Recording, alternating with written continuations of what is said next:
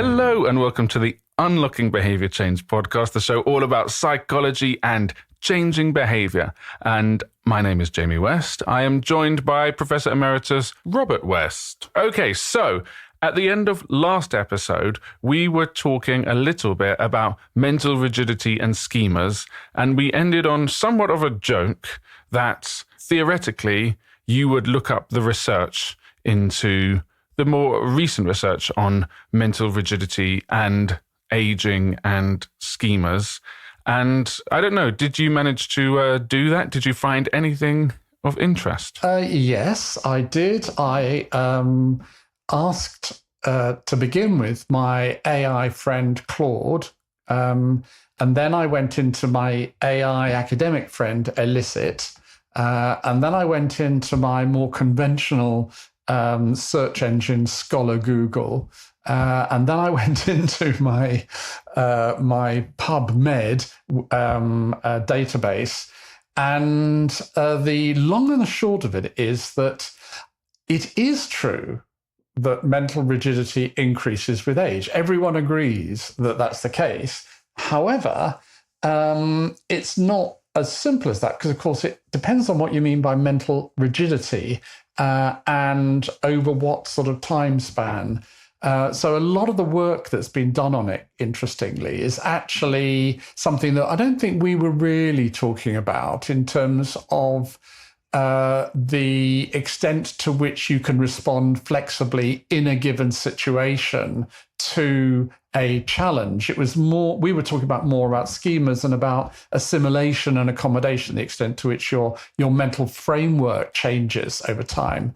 Whereas a lot of the research has been done on the sort of often the neurobiology of your sort of planning mechanisms and your executive function. And on that level, as you get into your 70s, like me, then your ability to respond flexibly and the neurobiology underpinning that involving a prefrontal cortex does somewhat, the powers somewhat diminish. On the specific kind of issue about schemas and how those, change over time, I think it's probably it was a bit more complex, and at least one of my AI friends and sources said that it's difficult to generalize, which is well, fair enough. That's it's a story of one's life, isn't it? In psychology, the answer to every question is it depends. It depends, yeah. And I suppose it is going to be challenging to generalize. You sent me through a little sort of chat that you'd had with Claude, and one of the points it made, I was looking for some silver linings here for people who are a little older and myself in the future.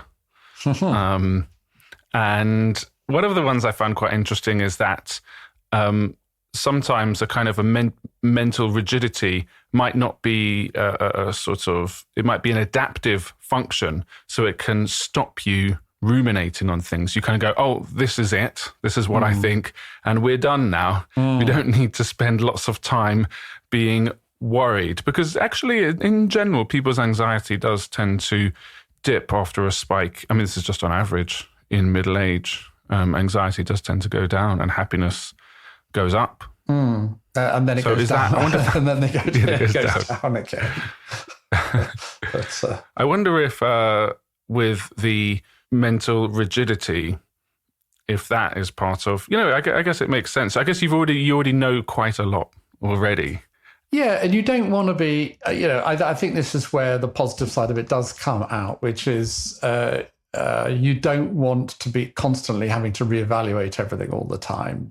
As you accumulate wisdom, shall we say, then you want to bank that. And the trouble with the world is that pretty well almost everything that you think you know is potentially negotiable and underminable.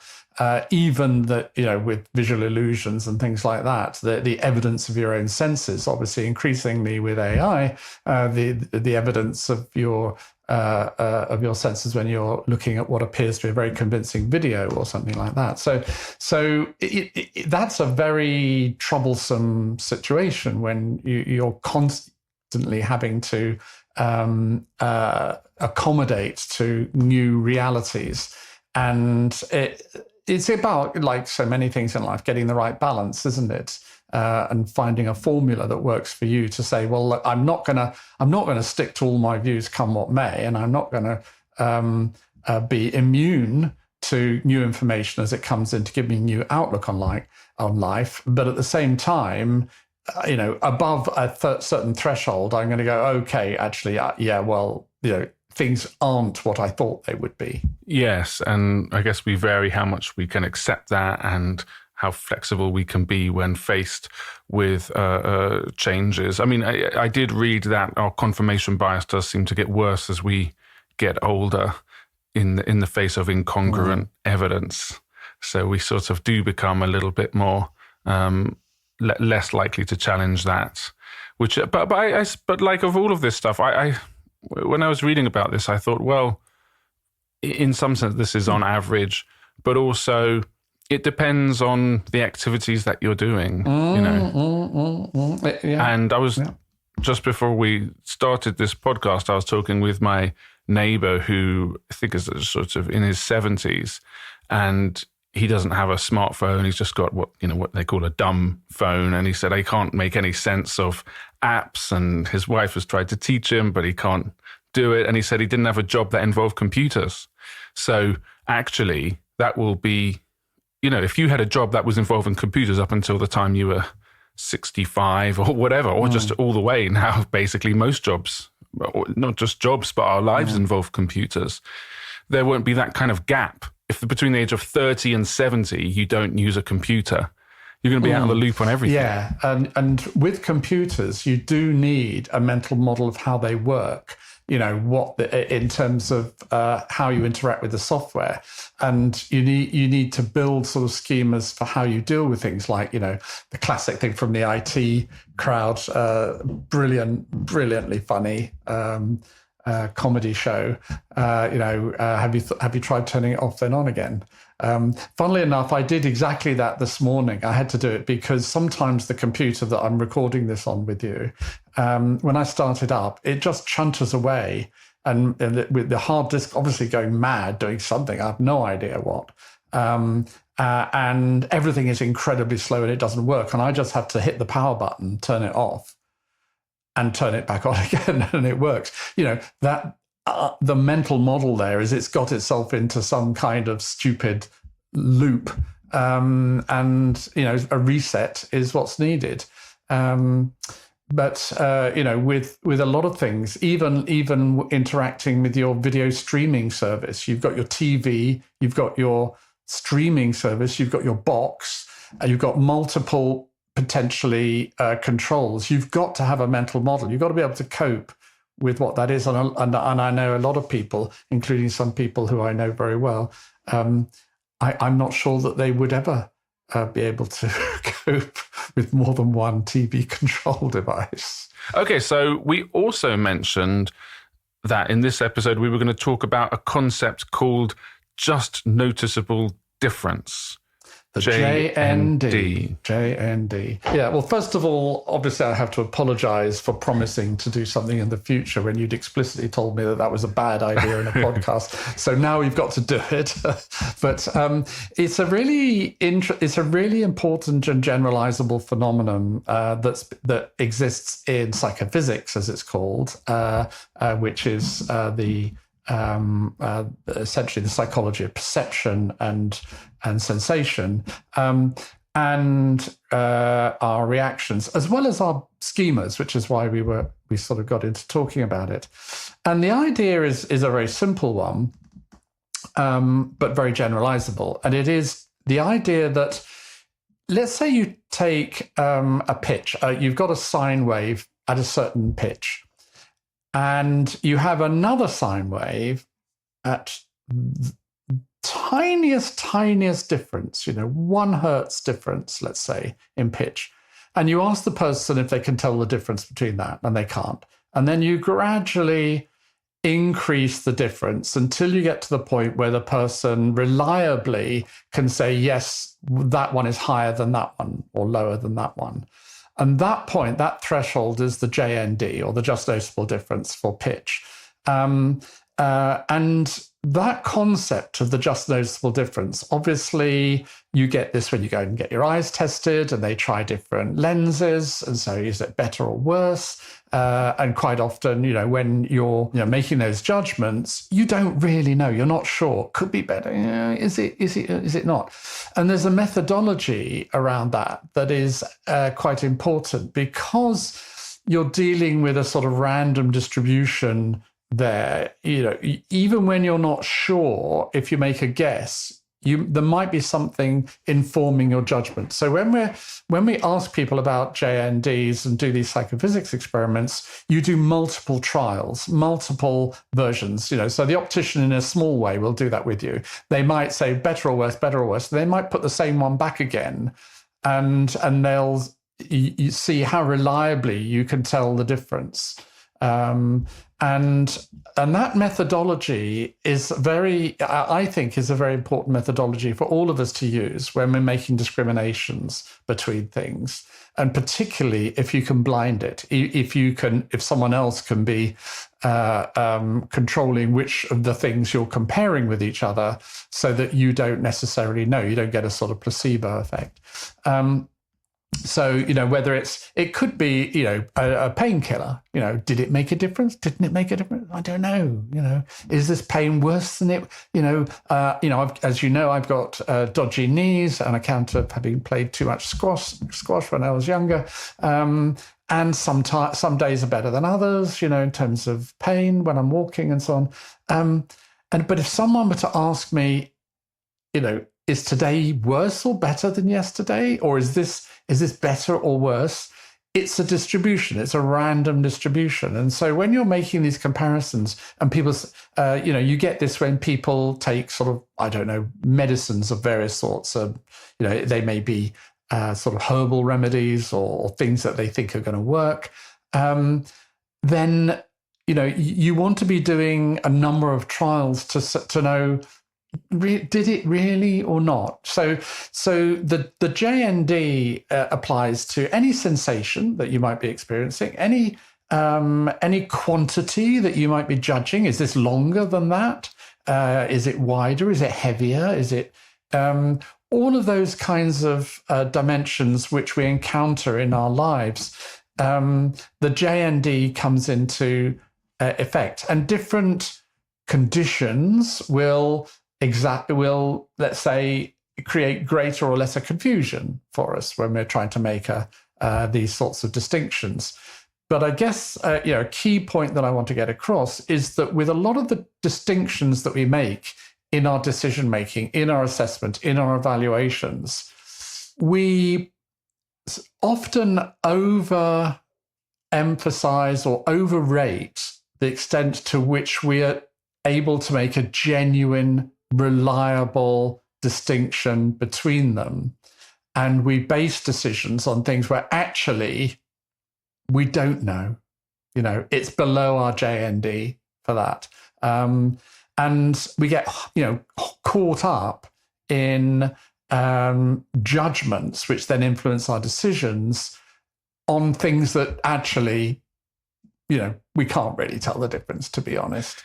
This makes me think of singing lessons and actually working with somebody. I work with sound a lot as somebody who's a musician, and working in audio and things like that. And it's very interesting because, say, in a singing lesson, if I had a really good singing, I've had good singing teachers over the years, but the last one who I had was an opera teacher, even though I do sort of rock and blues stuff and folk as the singer-songwriter, As he was teaching me, he was also teaching me to notice the differences between the sounds I was making and the sounds that he was trying to get me to make. So there were many times when I would be like, well, hang on, wait, there was a difference between those two things. And then he said, yes, there was a difference. Listen again. And then he might demonstrate a technique again, perhaps using more breath support or something like that. And then you go, oh, I can hear it now. And then the next stage would obviously be me trying to not mimic, but to sort of make the same sort of sound. So support my voice well and with a rounded sound. And even when I was doing it, I'd sometimes say, because I've got recordings of the lessons, I would say, which one did you want? The first one, or which was good? The first one or the second one? And just like you do with an eye test. But in this case, I was working with an expert whose ears were well trained and himself had gone through the process. So you can be trained, a bit like we were talking with the wine tasting. It's the same sort of thing where you can develop finer distinctions over time. And in this case, those distinctions actually, if you put a lot of just noticeable differences together, it can actually make a vast difference with singing or audio mixing or things like that. Enough small differences actually, all of a sudden, to the listener, it might sound like a 30% difference, or more. That's right. In addition to that, one of the things that is quite interesting, and the talking about singing brings it to mind, is that sometimes the difference, all you know is there's something wrong, or there's a difference. You don't know quite what it is. So with singing, for example, when you hear someone who's a professional singer and who's can intonate really well, so they can hold a pitch really well, you take that for granted. You say, well, that's that. You just assume that when you're listening to music, that's going to be the case. When you hear amateur singers, even if they're good singers, very often one of the things that you sense is you don't quite know what's wrong. But you think, well, that's not quite, there's something wrong there, and the reason is that they're a bit flat, or they're a bit sharp, and you wouldn't necessarily know, oh, they're flat or sharp. You just know that there's something wrong, so the JND doesn't just operate at the conscious level where you can say, I can tell the difference here. It also operates at that sort of subliminal level of, there's something in your brain that's picking up a difference that you can't articulate, but it's there.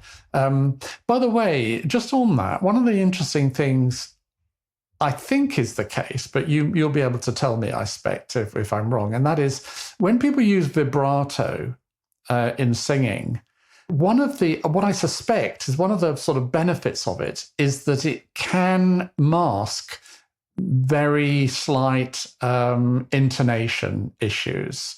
So if you hear someone trying to sing a note completely without any vibrato at all, that note has to be absolutely dead on. Otherwise, people will notice. They won't know what the problem is, but they'll know there's a problem. But what vibrato does is it sort of confuses the ear into thinking, yeah, this is fine. Is that a thing?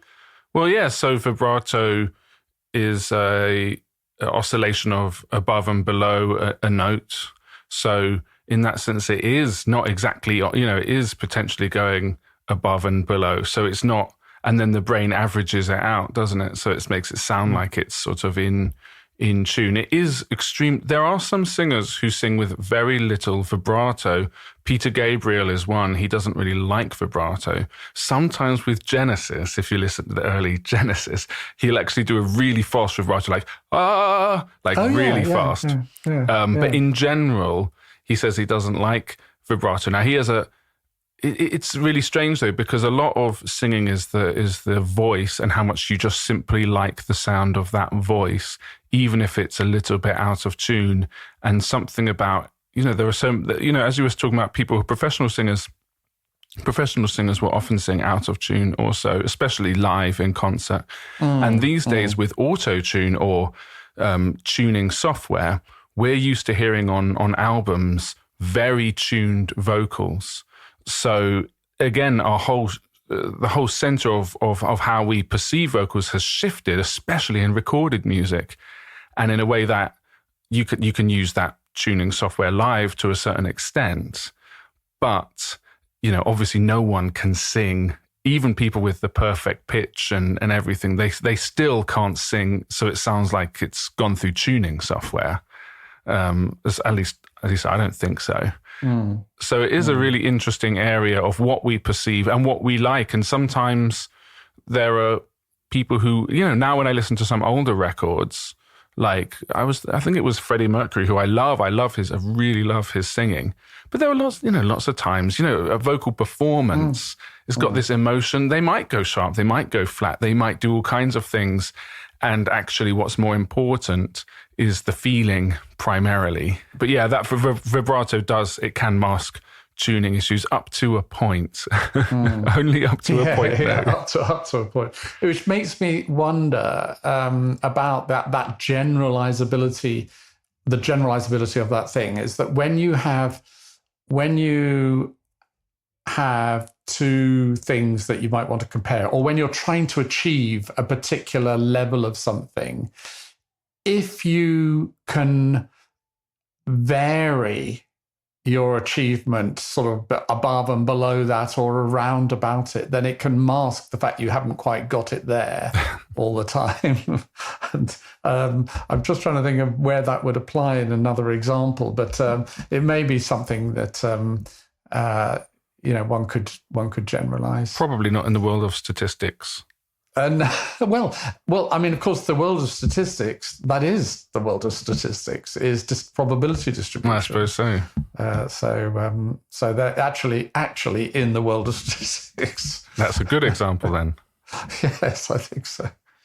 Yeah, and the other thing it makes me think of this just noticeable difference is the uncanny valley, as it's sometimes called, where when you've got sort of CGI people or sort of artificially created images of people, and maybe they're moving, maybe they're not, but something just seems off and you don't know what it is. And these people in the film effects departments, like Industrial Light and Magic and other places, they spend so long trying to get rid of that sensation. Recently, or a couple of years ago, they did an Indiana Jones where they de-aged Harrison Ford, and it was the most advanced tech, and they had got footage of Harrison Ford, which they had filmed back in the 70s or early 80s, something like that, and they used that.